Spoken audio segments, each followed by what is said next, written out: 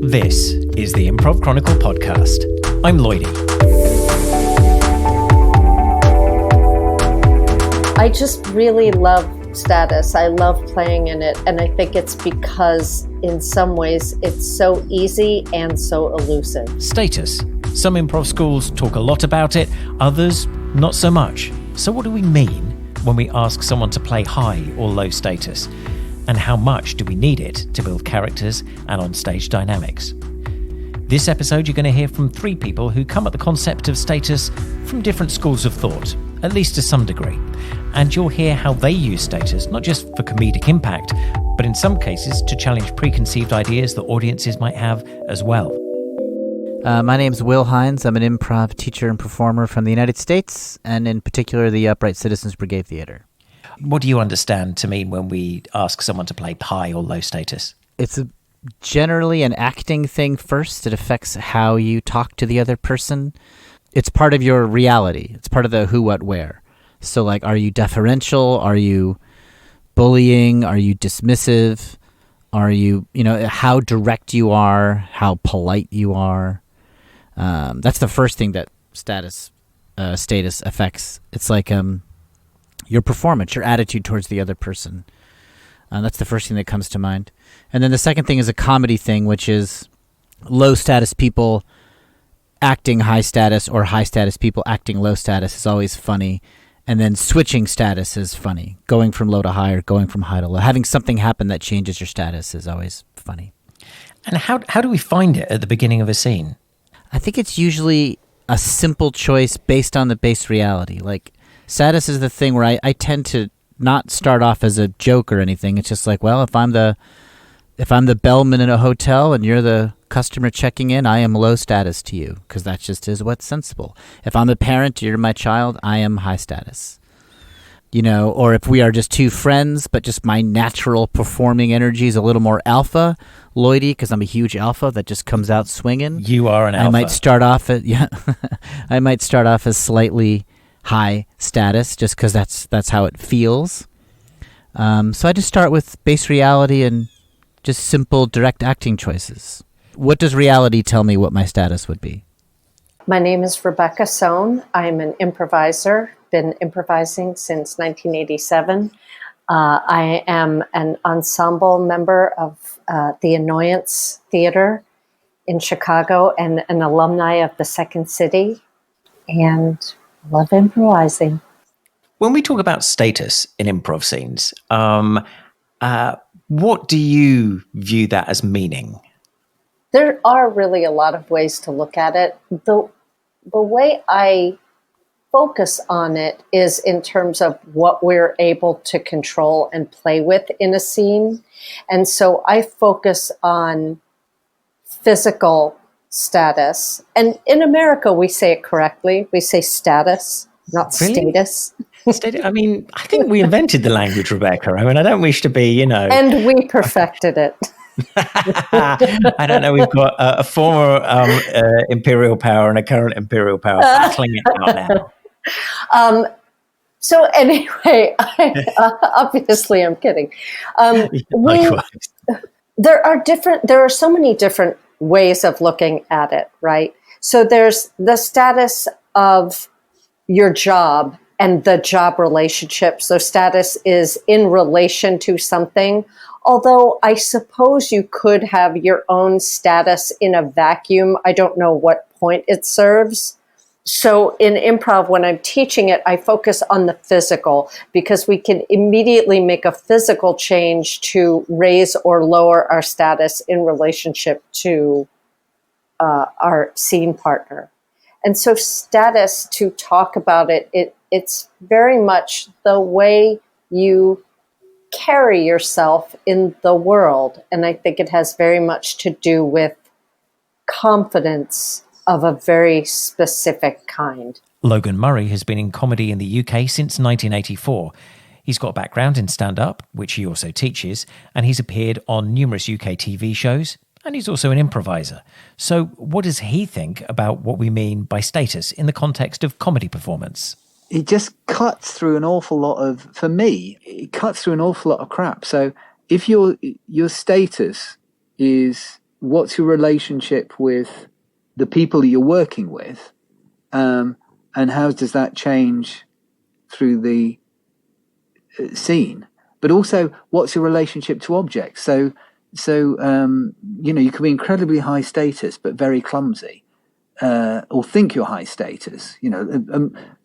As Keith Johnson, I think, says in his book, it's been years since I've read it, but I think he says that status doesn't mean necessarily financial gain. You could be a really, really high status big issue seller, or you could be a very, very low status minor head of royalty, or president of the United States.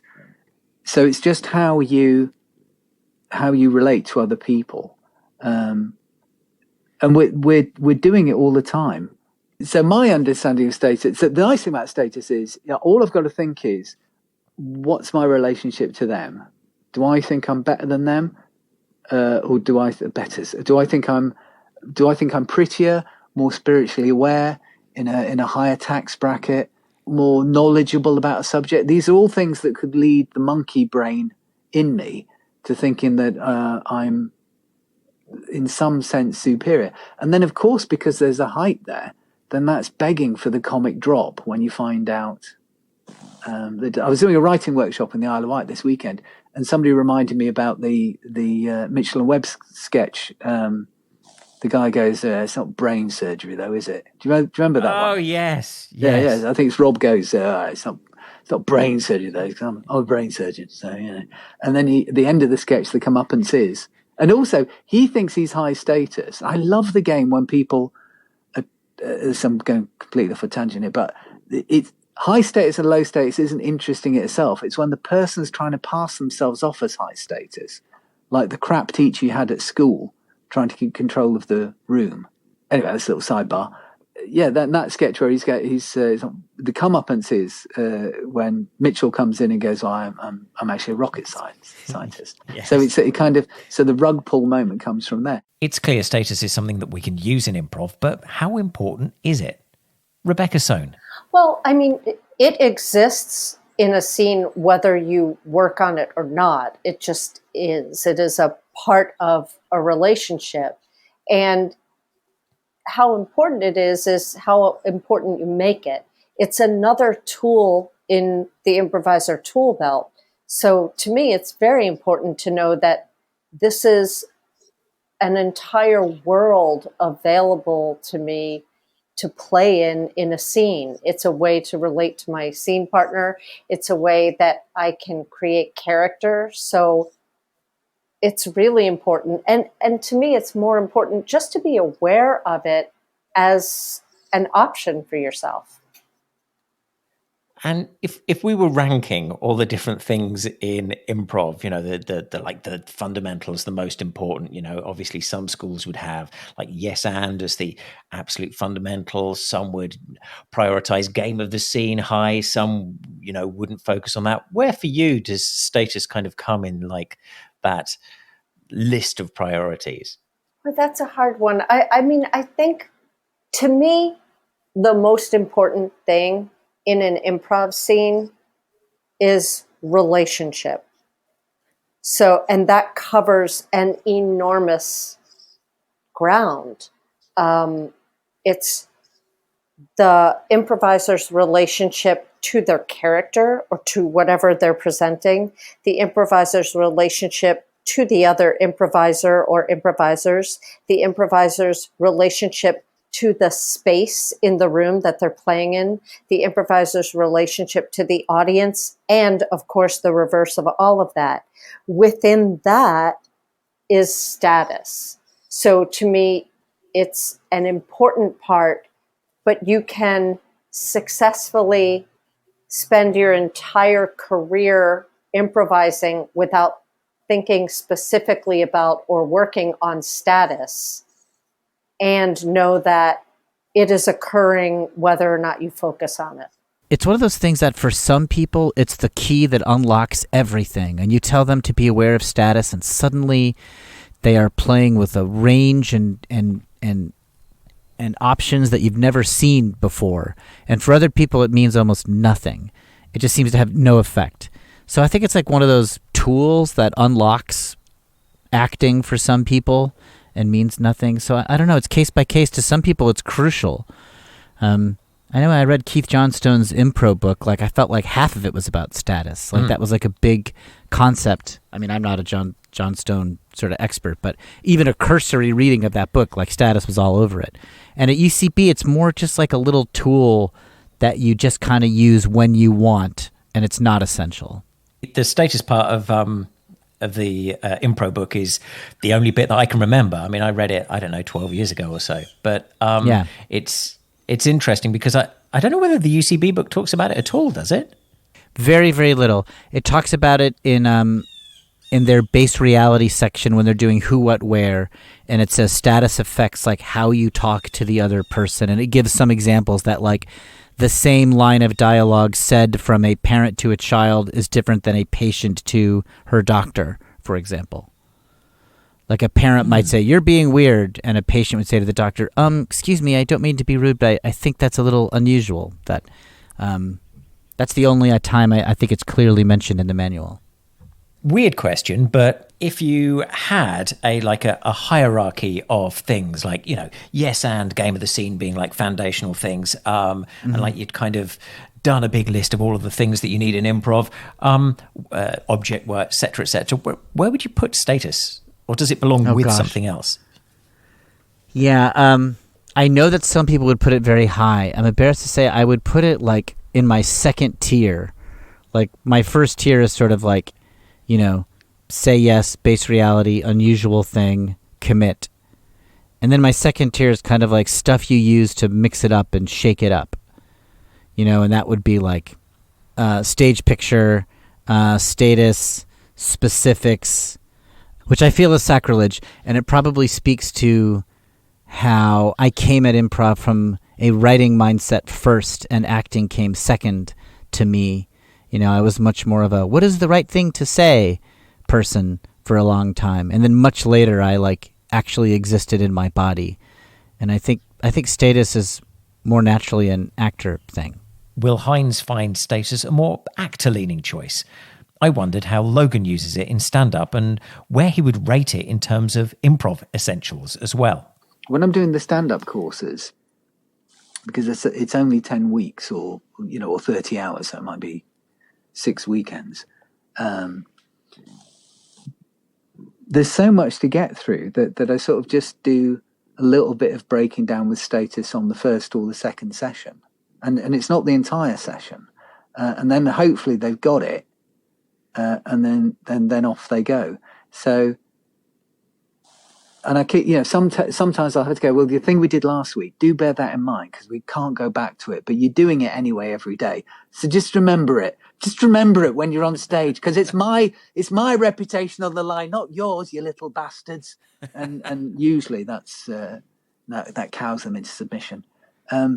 So I think status is quite important.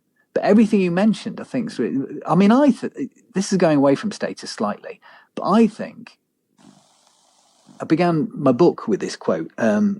You're probably familiar with it. The child psychologist Winnicott, he said, he was talking about child development, but he said, all creativity comes out of play.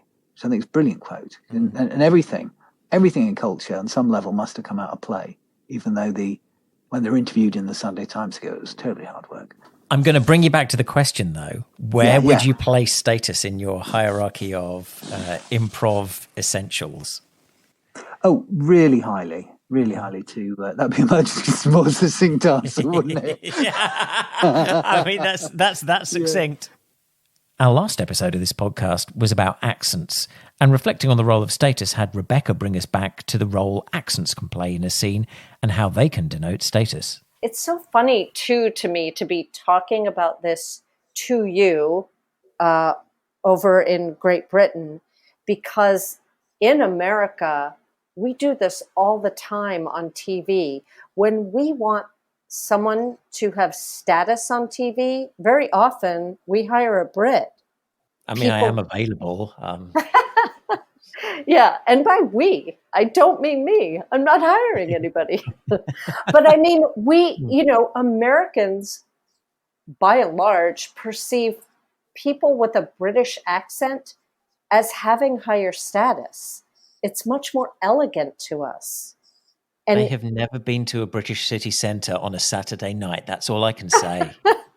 well, and and that gets into like most of us just hear just one dialect. It's just the British dialect. We've decided that certain people, certain languages, certain accents are high status or low status. It's really typical in America for people who aren't from the South to look at the South and that accent as a lower status accent. It's not, but that is how we perceive it. In that way, it's this really great tool for an improviser because in the moment you're trying to very quickly establish status if that's what you're working on. And so the easy reach is for British accent, for high status, and let's say a Southern drawl for a low status. But what makes it really cool and interesting is to then flip that status and have that the improviser using the British accent to lower their own status in some other way, either to say things that are really dumb or to take up less space, and to have the person who chose the Southern drawl to actually speak quite eloquently about a topic that is elevated. So how does Logan think about status when he's on stage? I think the thing I love about status is if you start realizing it. The example I always give is like, the way you walk through customs at an airport. That's unconscious, isn't it? Are you happy with that? Are you happy with that slightly tight ass feeling? If you're just going in a trance and you're reactive, you'll never be aware of the status games that you're playing. But you're missing out a whole raft of human communication if you never think about it or even observe it. You know what I mean? So I think it's sounds a bit messianic, but I think it does make you a much better performer, but it also makes you a much better interactor with other human beings, a much better communicator, Even though I think of status primarily as an acting tool, you can use it as a sort of writing comedy tool, and that's when your like labeled status is the opposite of what you're doing, like a general apologizing or a child taking command of the parent. Like whenever somebody is doing the opposite of what their station says, that's funny. That's irony.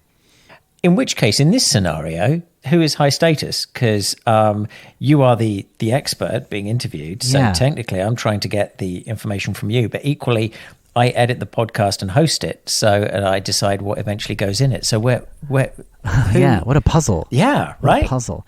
I would say, I'm definitely high status initially because you are coming to me for advice and you're saying, oh, Will, I want to hear your expertise. So yeah, the initial setup is me high status and you low.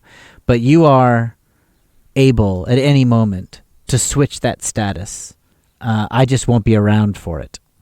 Right. So you can exert power over me. And if you do that, it will be funny. So it's a status switch then?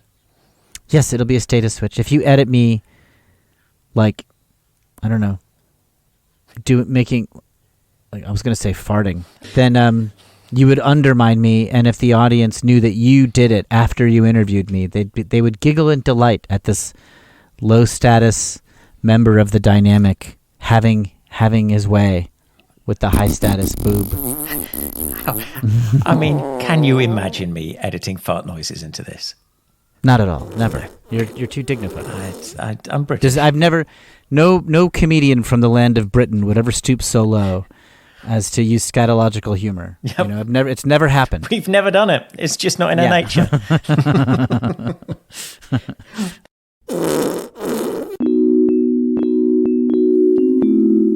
Next time on the Improv Chronicle podcast.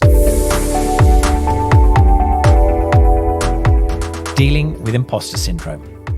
Any art form is subjective, and it can lead practitioners to question themselves. But how do experienced improvisers and improv teachers deal with the phenomenon of imposter syndrome? If you've been performing and teaching for a while and find it difficult to deal with or have found particular coping mechanisms, get in touch. The Improv Chronicle podcast is produced and hosted by me, Lloydie James Lloyd. You can help the podcast by subscribing and rating us on your favourite podcast app. Check out the show notes for this episode to find out about current projects that contributors are involved in. And if you have an idea for a possible episode, get to improvchronicle.com.